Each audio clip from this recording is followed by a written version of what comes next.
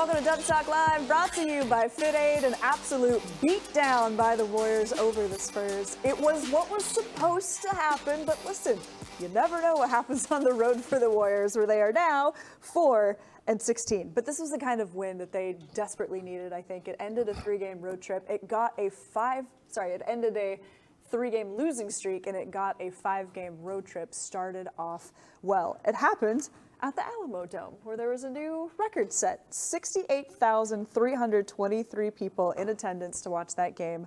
And Donte DiVincenzo, I think, was one of the stars. Yeah, he likes that place, I guess. You know, he won a championship there with Villanova in 2018 and actually beat Michigan, featuring Jordan Poole. Yep. So they were returning to a place that they're both familiar with, having played each other in that game in April 2018. But they both played well tonight. You know, they combined for 47 points.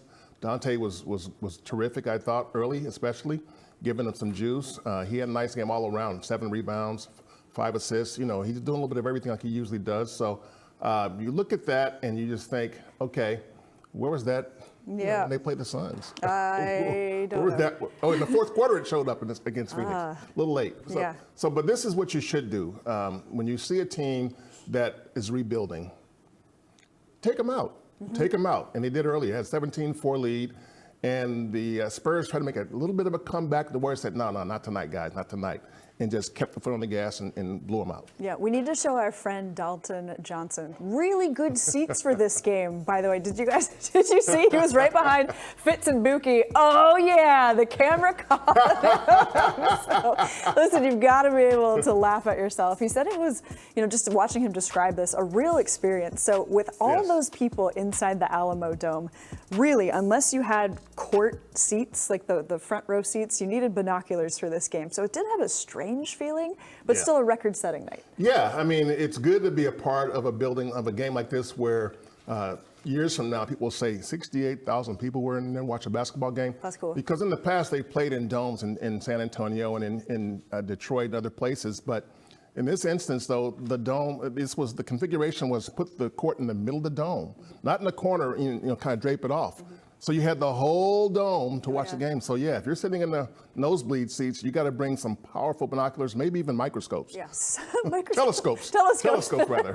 Sightline's not a problem, and 8 Warriors were in double-digit scoring. I do want to go back to Donte. I know I'm kind of jumping around a little bit, but he was a team high plus 20 alongside Draymond. He had the 5 assists, only 1 turnover, and he just looks like he fits so well here.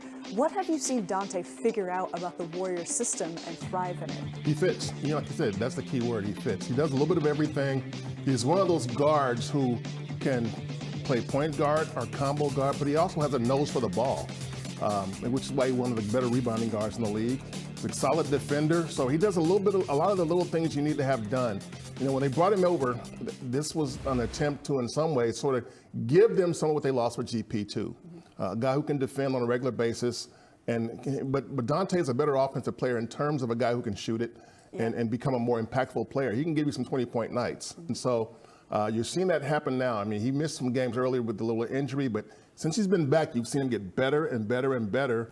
And I'm looking forward to see what that Jordan Poole and Donte DiVincenzo backcourt can do as a tandem, because with Clay going well right now, Steph just got back. So you're going to see some games where you see Jordan and Donte together, and they like each other. They like playing with each other. So I'm looking forward to see what they can do. Donte says he likes to play alongside Jordan to help Jordan free his mind, to play off ball a little bit more. Okay, continuing to jump around, we're going to hear from Draymond. Just got word that he sat down at the podium, and he has a little buddy with him. Take a look. Oh, it was a great experience. Kind of felt like playing in the Final Four all over again. So it was definitely a cool experience. Glad that we could be a part of it. What do you think of the offensive effort? I thought it was really good. The ball moved. We didn't turn the ball over, which I thought was very important. It just allowed us to really get into a flow. I think, it could have been even better if we didn't foul as much, So the fact that we were able to put 144 points up and, it wasn't an offensive explosion by any one player in particular, I think, that so good for us to have a game like this. Andre played 3 games now, and they're kind of slotting He's playing well. He's moving well. You know, obviously, always one of the smartest guys, if not the smartest guy on the floor. So, it always makes it easier, on the floor when you have the chance to play with Andre. So, thought it was really good, and tonight, but also these last 3 games that he's been back. It's just good to have him back out there and getting in the flow.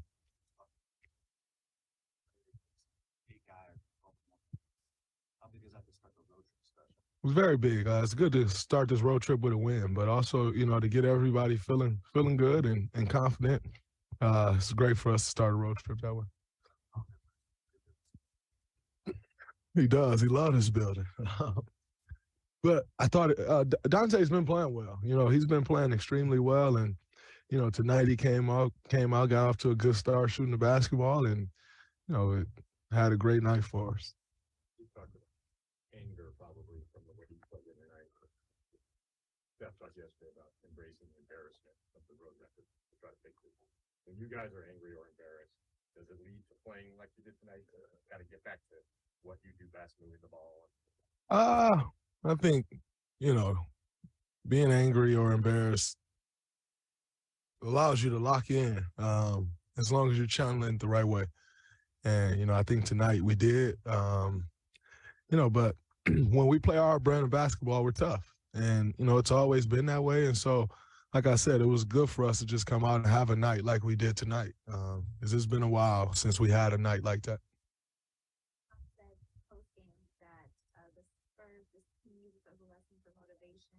What are your thoughts on how the Spurs played overall? I mean, they're a very young team, and they have some bright spots, some guys doing some great things. Trey Jones continues to get better. And, when a guy is here, the one thing they're going to improve. And, to see the improvements in his game is special. But, they're a team that's rebuilding, and you just have to understand where they are in their rebuild, but always going to play hard and always going to make you beat them. They're never going to come out and just beat themselves. And I think we did a great job tonight of just making sure that we put the effort out there that we needed to put. But, Coach Pop will get these guys right. If there's anybody to teach and help grow players, and, it's him and his staff. So they'll continue to get better, and it'll be fun to watch as their process continues to go on. How would you describe the feel like a college NCAA tournament, Final Four? How different did it feel? It definitely felt like a Final Four game. The atmosphere was great. I mean, even with us playing the way we did and the score being the way it was, they were still loud. They were still into the game, enjoying every second of it. So, it was absolute great atmosphere to be a part of. And, you don't get these opportunities often. So happy, we were the opposing team that was able to have this opportunity, set an attendance record for an NBA game. Is, when you can be on the right side of those things is always great. Kind of voice the other day over the concern about overuse of the especially how the front court is.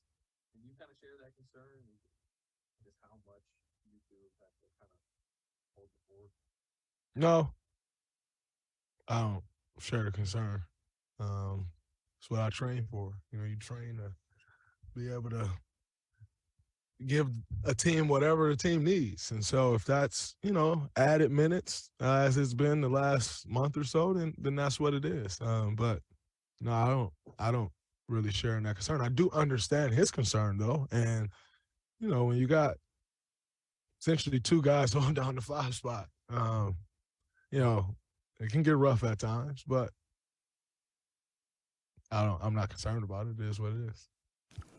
All right, so I know you guys can't hear the questions, and we can't either, but I think what Draymond was talking about is he got, Steve Kerr said that he's concerned with the heavy minutes that Draymond and Looney are playing right now, and Draymond must have gotten that question, are you concerned? That is a big topic we are going to talk about later in the show. And I told you there was a little buddy with Draymond. It was very nice to see him. DJ turned 6 last month.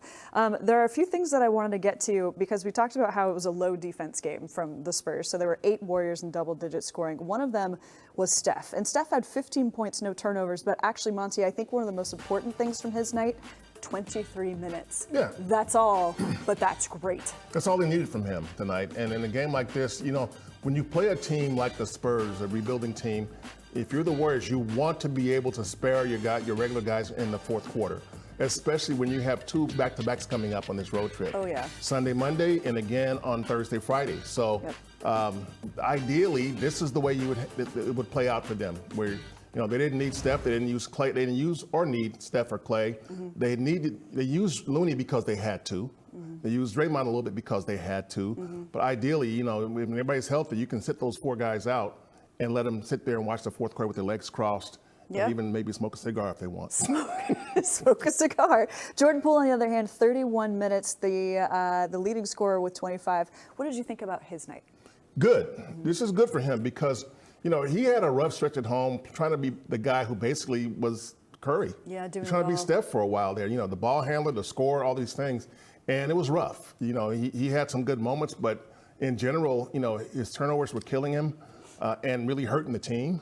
So tonight he was back in his role, and I think the role he'll be in as long as Steph's around here, where he's going to come off the bench and give this team an offensive punch, both in terms of scoring and playmaking. He had 6 assists tonight. So 2 turnovers. I thought Jordan had a strong game tonight. This is the kind of game they need from him. He was 8 of 16 from the field, 2 of 6.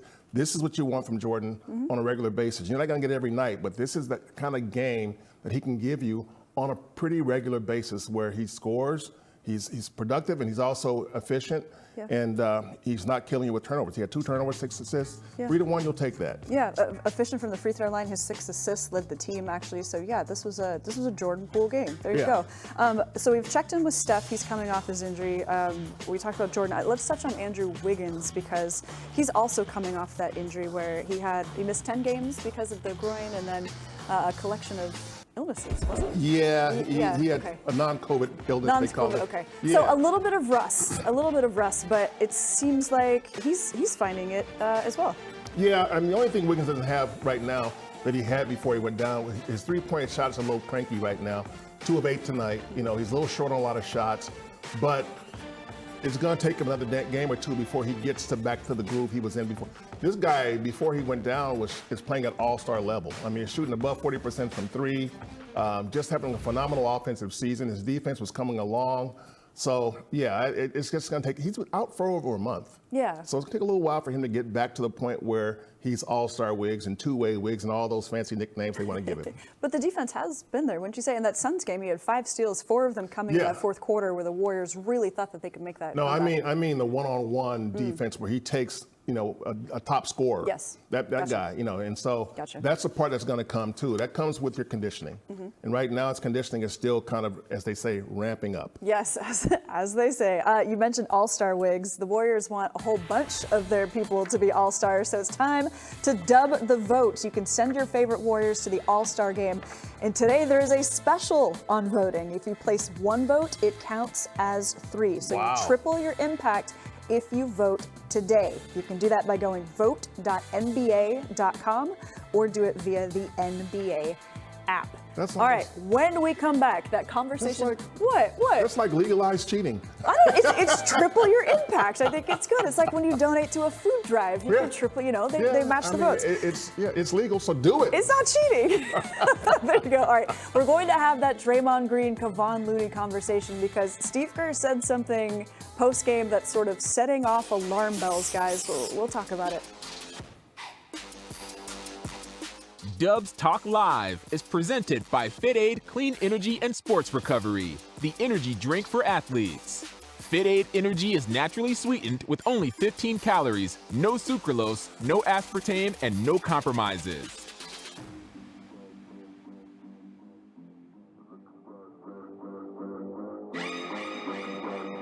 Hour what? Steph's coming out an hour and 10 later. Maybe they enjoy it. I mean, I would savor that win, I think. And there's also very good food in the hallway when they go to San Antonio. Yeah, they really good. Like one of the best road trips for food.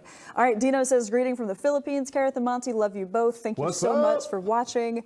Umi says, this was really a strength in numbers kind of game. And then Mac, I thought I saw a comment from you, Max. Somebody was saying we really wish the reporters had a microphone so people could hear the questions. Yeah. The Warriors do that. They do that in the local press room, but sometimes the other places don't. So Most places don't. You kind of have to assume what the question is based on the answer, but I can see why that would be frustrating. Yeah, I mean, and understand that the Warriors have one of the better PR departments in American sports. Best. Raymond Ritter is Yeah. an ace. He knows how to play this game. So he understands what's needed, and he makes sure to take care of home writers, visiting writers, and all the people who are there to cover the game. So you will get what you need there. And those questions you can hear at the Warriors press conferences, I don't know if any other team in the league is doing that right now at home. Kevin says Poole plays better when there's not a lot of ball pressure on him. Yes, I could say you could make that point for everybody. True. Fact. Ms. Libra says greetings from Belize. Khaled said Dante Belize. is a beast. Yeah, we love it. Solomon's text says, let's win 3 to 4 games on this road trip. We need it. If you were watching the Warriors postgame show, you saw that the Warriors are climbing in the standings a little bit. They're 6th right now. They could do themselves a favor if they keep collecting the wins. Yeah, they can't rewind the 3 games they lost. Oh. If they win those 3 games, they're in really great shape. And there were 3 games they should have won, but you got what you got. Coulda, shoulda, woulda. You got to go ahead and go with what you have coming up. So. Yeah.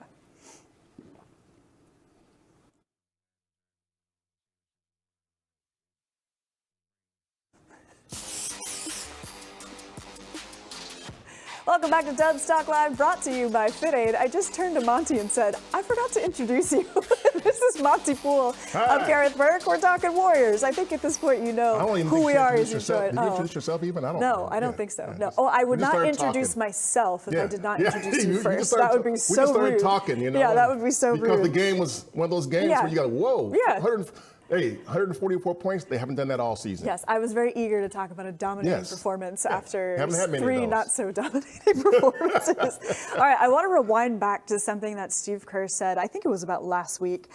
He said he is concerned, that was the word that he used, about Draymond and Looney playing heavy minutes. And tonight, post-game, Steve Kerr said right now, Andre is like the 3rd big man on this team. That is not an ideal situation. And this season, the Warriors thought they would have James Wiseman. They thought they would have J. Michael Green to play more games. That has not been the case. So they built the roster thinking they would have enough bigs. Not how it's shaken out. Well, not how it is right now, because, yesterday the Warriors sent out an injury updated list. All 3 of the guys on that list are guys that can play the big position. Kuminga as well. We should put him in there. Wiseman, Kuminga, and also J. Michael Green. And so it looks like Wiseman and Green are a little further behind Kuminga. Kuminga could be back in the next game or 2, it sounds like. Wiseman and Kuminga, there's no timeline yet. Those guys. J-Mike. I'm sorry. Yeah, Wiseman and JaMichael. There's a little bit more time left for those guys before they're back, it seems like, based on the update from yesterday. So that's where the help is. But they're hurt at that position right now. And so Andre is forced to play out there. And it's why you saw Looney in the 4th quarter tonight. Well, that's one of the reasons why the minute totals in this game, when you play in a blowout, they can spread that load a little bit more. It's very important. But it was strange to see Kevon Looney on the floor in a blowout in the 4th quarter. That is not an ideal situation. And to then ask Andre to play those big minutes sometimes, considering where he's at with his body, everything he had to do to get back on the court, the Warriors feel thin, and they need to get something. Well, they are back. thin. They are thin up front right now. There were times earlier when they were thin in the backcourt. So right now they're thin up front, and that's why you see a little bit different. I think Lamb can play some big minutes in certain lineups, but Andre is a guy who you can put out there in the 4th quarter of a game and make sure that things stay as they should. You don't have any rallies or anything coming crazy at you. But right now, it's Loon and Draymond, and sort of let's just keep playing until somebody comes back. And it sounds like Kuminga could be back in the next game or 2. Yeah, Kevon Looney played game number 153 consecutive in the regular season. Good for him. All right, we just learned Steph Curry sat down at the podium. I don't think he has any little buddies with him, but he's always a compelling interview. Take a listen. It was special from the jump, like the long walk from the tunnel to get out to the court, the fans kind of lining the route to get out there, and then just the vantage point. We came for practice yesterday, and you could feel how big the dome is, and there was excitement about what it would feel like with that many people in it delivered. It was awesome from the start. It was cool to see them recognize their 50-year history and all the great moments that have gone into this organization. successes and championships that they've had, and the greats that were in the building: Dave Robinson, Manu, Tony Parker, Avery Johnson. Sorry. Yeah, it was awesome to experience, and take 64,000 to bring our best road performance of the year. I said post-game, because Spurs are currently in the rebuild phase right now. They're very young. He said that these type of losses can motivate them to be better. Can you comment on how you think the Spurs play tonight? I mean, really, it's like you kind of said it all. They're trying to figure out what the future looks like and what to build around and who to build around and all that. Pop's seen it all, so I know he has a great way of, managing, the transition period, if you will. And there are gonna be some tough times, but I'm sure he's instilling the right habits in those guys. But tonight was more just about how we played and our attention to the details of what it takes to just play well ourselves and not really worry about the opponent. Yesterday, you guys needed to break the embarrassment. That fact that you're 3-16 and that fuel the way you play somewhere. The 3 losses in a row. Again, the atmosphere that we're in, we want to get off to a good start with the whole road trip. We got 4 games to hopefully maintain it. So very inspiring night, I'd say, just that we can get to that level. I don't know when the last time we had starters sitting the fourth quarter, which was nice, but we got to maintain it. We're still, everything we said before the night still applies, even though we won. We have to keep that same sense of urgency and feeling of embarrassment to fuel, more wins on the road.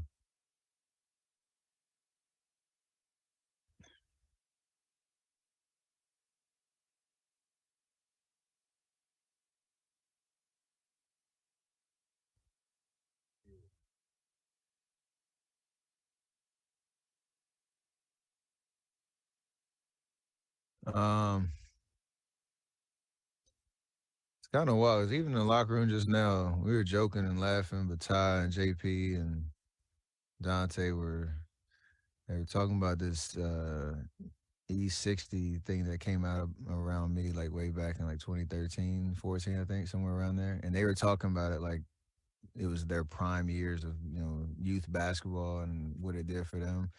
So you think about guys that are in our locker room now that are playing at this level, and over the last 14 years, what all the experiences that we've had and the journey we've been on, the championships we won and all that, it brings a level of attention, support, energy, and the fact that it's widespread.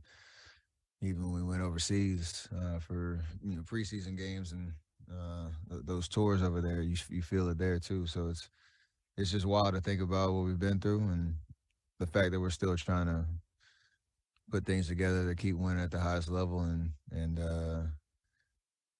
just embrace the love that we get wherever we go. Steph Curry is saying keep the same energy. It's great that the Warriors beat the Spurs, a 13-win team, but can they keep that going? That's the question for this road trip. Yeah, and that's been the question all season. They've had some games where you think they're going to win because of who they're playing, and they play down to the competition, and they end up losing. And they've had some games where you go, wow, okay, the Warriors look like they're supposed to look. That Boston game, I look at that one and go, wow. And there's been certain games where they looked really sharp and really good. In this game, they should look good because the Spurs are rebuilding. And, they don't know what they're doing. Popovich likes to say, we're learning how to play basketball. Which at this level is kind of surprising, but really, what else can Pop say? Yeah. So, all right, when we come back on Dubstock Live, brought to you by Fit Aid, we're going to show you a clip of Vintage Andre. The newsroom smiled so big. Vintage Andre should be the name of his wine label. I think you might know what play I'm talking about when we come back. Dubs Talk Live is presented by Fit Aid Clean Energy and Sports Recovery, the energy drink for athletes. Fit Aid Energy is naturally sweetened with only 15 calories, no sucralose, no aspartame, and no compromises.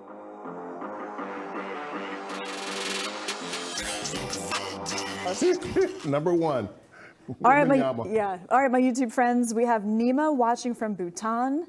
We have What is Jonathan up? watching from Singapore. He said a Dubs win means it's going to be a good day. And Joel is watching from the beautiful island of Grenada in the Caribbean. Are you a Caribbean or Caribbean person? What do you say?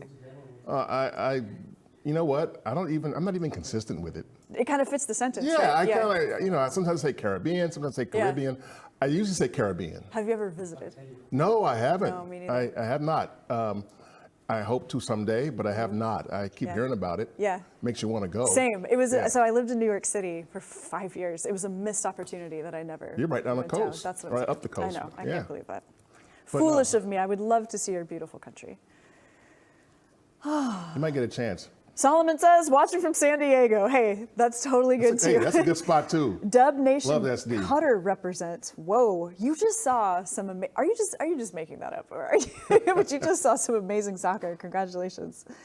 Rohan wants to know what was up with the Spurs arena. I'm not sure what you mean by that, but they were in the Alamo Dome to set. This was specifically single scheduled game for that reason. record. Yes, this was this is the 50th year anniversary of the Spurs as a franchise, and they want to do something special. Yep. And so this was it. And they've been spending the last 8 to 10 days putting this thing together in terms of logistics and all, getting enough seats in there, situating everything, because the building isn't used on a regular basis anymore. Yeah. You know, and so they can run other things in there, and they have football games every year, the Alamo Bowl.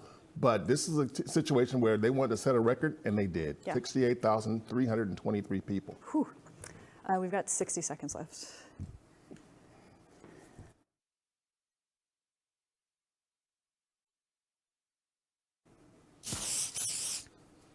All right, not a lot of time left in the show, so we just got to roll right to this video. It's Andre, okay? It's in the fourth quarter. It's off a Jordan Poole steal. Show me the video, my guys, because this is vintage. Here we go. Andre, hang on. There's a steal right there. There's To our Andre. boy. Oh, he He's knows he going, has a he's wide going. open. Ah! Oh! He almost missed it. He got it up there. Look at the old Look man. at him. So that's wonderful. You should. Okay, there's the bench. Look at the guys on the bench. And I don't know if there's going to be a shot of Andre's smile. There it is. See, he knew. He's very pleased with himself, as he should be. We also saw a three-pointer from Andre in this game. Yeah. I'm glad he's back. This I'm guy glad he's is going to back. be 39 years old this month. And so for him to go out there and still throw down like that, you take it. Even if it was a barely throw down, even if it was a little smidgen, you know, you take it. Yeah, well, as I mentioned on the Dubs Talk podcast, he doesn't want to be playing this season to be most inspirational. No. If he's going to be out there, he's making an impact. So nice job, Andre. Nice job, everybody. Thank you for joining us. A longer conversation coming up on Dubs Talk the podcast. We'll see you later.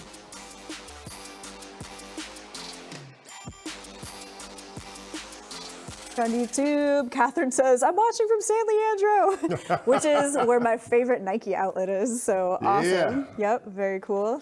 Solomon says, yeah, we need front court help. Make no mistake. Well, I mean, you'll get yeah. some help from the reinforcement on the roster, but they need more help than that. And the Warriors have, now it's 27 days to the trade deadline. Okay. So they are trying to make something happen, and I believe that they will. I mean, I've been around watching these Warriors teams for like 30 years now, and I've seen front offices that tried really hard, but just couldn't get it done. These guys, when they try really hard, they usually get it done. So I suspect that they will find something that they believe will help this team. And we all know that they want size and they want shooting. Yeah. And so if you can get a big guy that can shoot, that's ideal. Sure. Monte checks into the sources. He is our Warriors insider for a reason, and you've been kind of following the talk or the feeling for a while that says the Warriors want to do something. Yes, and then the last time I brought it up, which was just a few days ago when they were here, somebody who would know said that they need to make one move, maybe two. Maybe two. So you look at around the league and say, well, who? The question is who they want to give up. And they don't want to walk away from Wiseman right now. That's the vibe I get. They don't want to, they don't want to give up on him, which means that the other guys that are vulnerable are probably going to. Kuminga is sort of in between. They don't want to give up on him either. But Moses Moody is in kind of a sensitive spot right now. Okay. And the young guys, they like Baldwin a lot. I mean, oddly enough, Patrick Baldwin Jr. Seen a is, lot of him. of the 5 recent draft picks, Baldwin is the guy who most fits what they like to do. He's long. He has a high basketball IQ. He shoots. He stretches the floor. He's a good passer. So I think they look at him and say he's a guy who we like for the future, and they would hate to give up on him because they think he fits what they do. Whereas the other guys are still trying to fit. Yeah. You know, in terms of Moody and Kuminga and Wiseman are trying to fit what the Warriors need, and not always going well at it. Okay. I know that you'll be following this and all of the changes or all of the things that could happen. I'm so glad to call you a colleague. All right. Thanks, guys. We'll see you on the podcast. Bye.